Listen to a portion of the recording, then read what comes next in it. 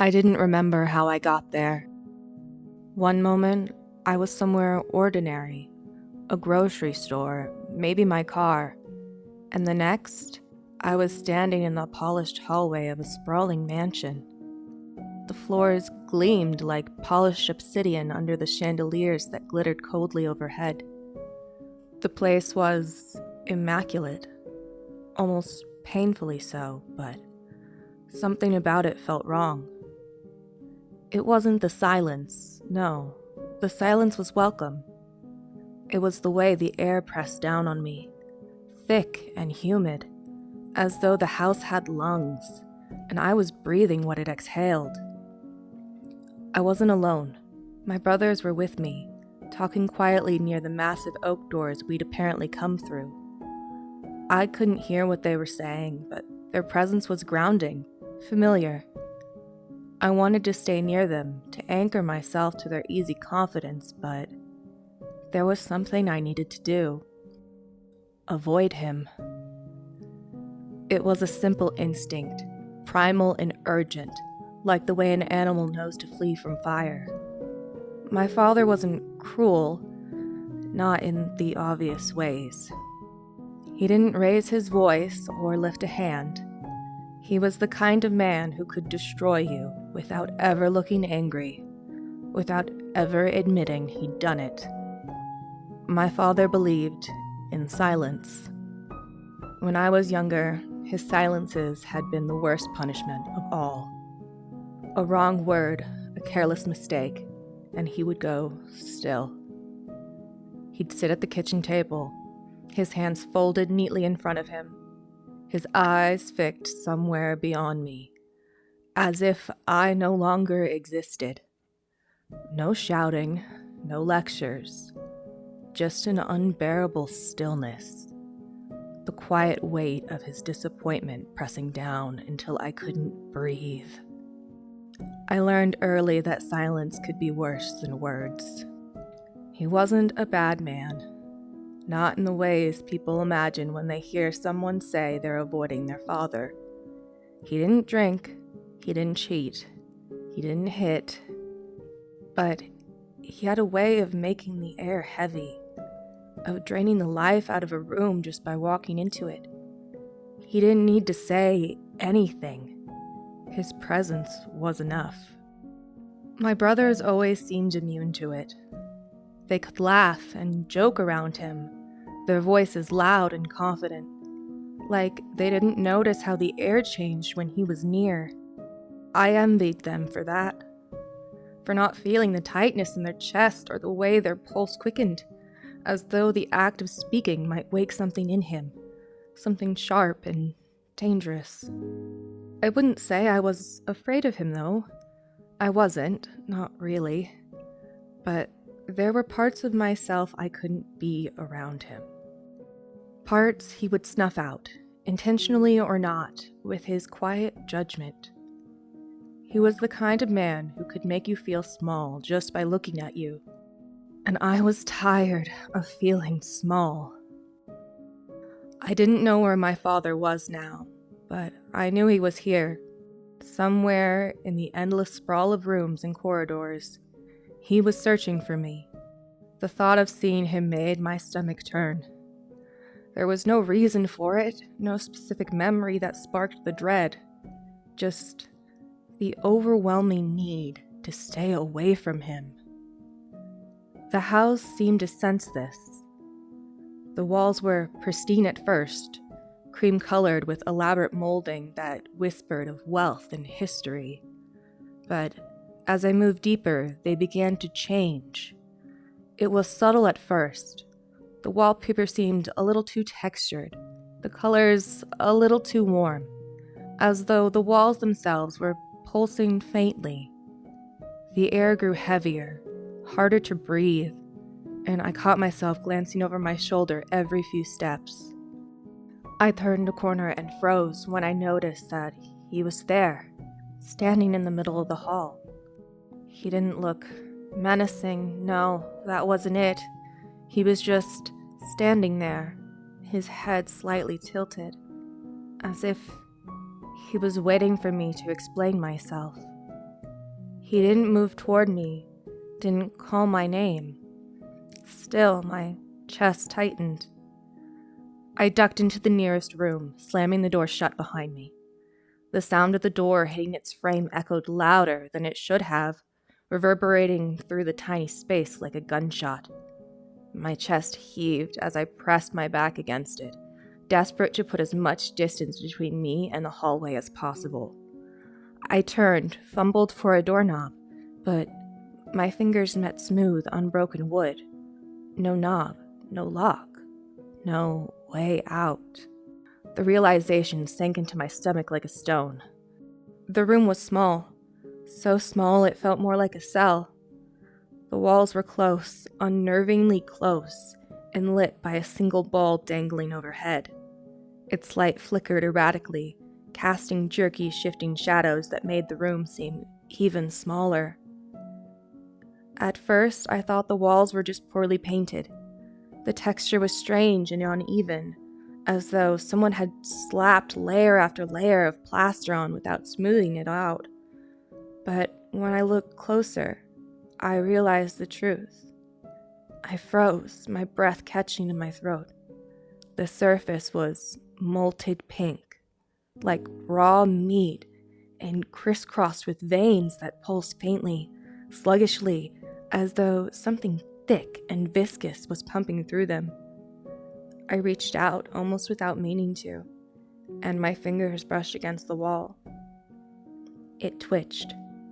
I yanked my hand back, as if I'd been burned, stumbling a step away. My skin crawled, a wave of nausea rolling through me. The wall hadn't just twitched, it had moved. A ripple passed through the surface, like a muscle flexing, and the veins seemed to swell, their faint pulse quickening. The air grew heavier, the room warmer, and the faint smell of copper, sharp and metallic, filled my nose. I pressed my back against the far wall, trying to put as much space between me and the fleshy surface as I could. But the wall behind me wasn't any different. It was warm, unnaturally warm, and as I leaned against it, I felt it give slightly, as though it was soft, pliable. I jerked forward, breathing shallow, the bile rising in my throat. The walls pulsed again, harder this time. I watched, horrified, as the surface seemed to shudder, little ripples spreading outward. It wasn't just flesh. It was alive. The realization struck me like a hammer, and I clenched my fist to stop my hands from shaking. The veins bulged, swollen and throbbing, and the walls themselves began to move. They contracted slowly at first, just a slight inward shift, but then the motion became stronger and more deliberate. The space was closing in on me. "No," I whispered, my voice barely audible. "No, no, no." I pressed my palms flat against the walls, trying to push back, but it was like trying to push against a living thing. The surface gave under my hands, warm and moist, and I recoiled as the flesh beneath my fingers seemed to quiver in response. The room was getting smaller. The ceiling dipped lower, the walls creeping inward, their slow, deliberate motion accompanied by faint, wet sounds, a sickening squelch with every pulse. The veins writhed now, twisting and curling like worms, their movement erratic and frantic. The air grew stifling, thick with heat and the overwhelming stench of blood and decay. My head spun, my vision swimming, as I clawed at the smooth, fleshy surface, desperate to find some hidden seam, some crack that would let me escape. But there was nothing. No door, no window, just walls of living tissue, pulsing, contracting, suffocating. The light bulb overhead flickered faster, casting harsh, jerky shadows that seemed to dance across the quivering walls. The sound of my own heartbeat thundered in my ears, and for a moment, I couldn't tell if it was my pulse or the pulse of the room itself. I screamed. I don't remember how I got out, only that I did. Somehow, I was back in the hallway, my breath coming in ragged gasps. The house was toying with me, reshaping itself in response to my panic. I took the stairs, 2 at a time, climbing until I reached the upper floors. From up here, I could see the mansion's layout, like looking at a dollhouse from above. Every room was visible, every door, every hallway. It stretched farther than it should have, the structure impossibly vast, as though the house existed outside the laws of physics. He was still down there, somewhere, wandering, waiting. My brothers were gone, out of sight, nowhere near. Or maybe they'd never been here at all. I honestly couldn't tell anymore. The thought should have felt strange, or maybe even frightening, but it didn't. It was as though they had never truly existed in the first place, like their presence had been a mirage that had faded as quickly as it had appeared. I moved carefully, staying quiet as I slipped from room to room. Most of them were empty, dustless, pristine, eerily staged. A bedroom with an untouched canopy bed. A dining room with plates and silverware laid out as if expecting a feast. The farther I went, the less sense it made. Eventually, I found her. She was sitting in a room that looked like a garden trapped under glass. Vines crawled up the walls, their leaves unnaturally green, as though painted. A woman stood in the center, her back to me. Her dress was simple, but elegant, her hair pinned up in a way that felt timeless. "You shouldn't be here," she said without turning around. "I don't know how to leave," I admitted. She turned then, and I was struck by her beauty, sharp, cold, like the edges of a blade.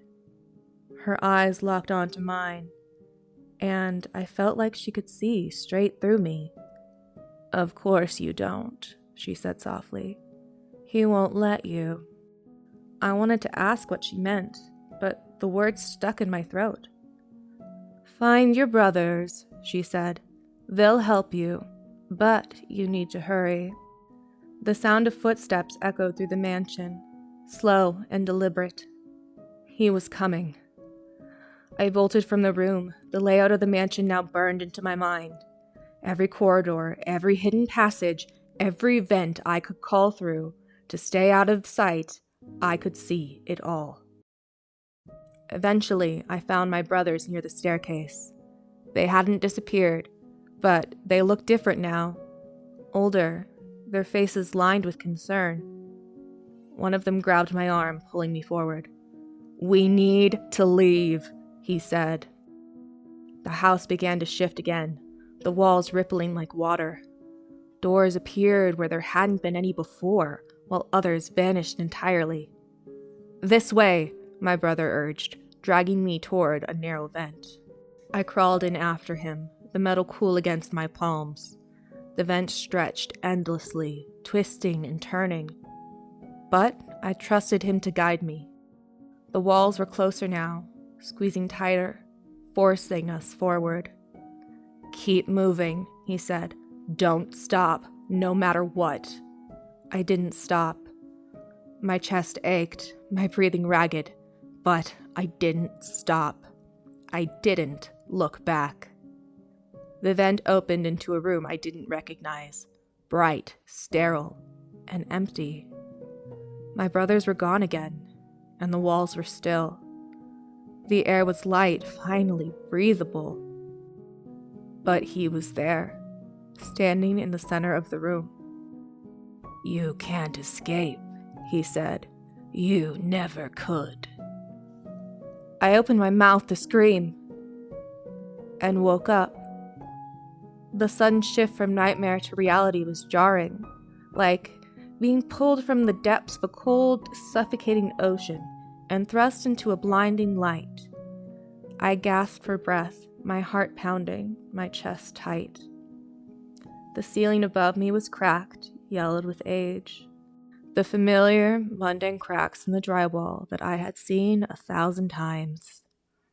My bed creaked as I sat up, the coolness of the room doing little to soothe the heat that still clung to my skin. My limbs felt heavy, sluggish, as though I was waking from a much deeper slumber than I could remember. It was just a dream, I told myself. Just a dream. But when I looked down, flexing my fingers as if expecting them to feel normal again, my hands were covered in dust. And there, under my nails, was something soft, pink, like flesh.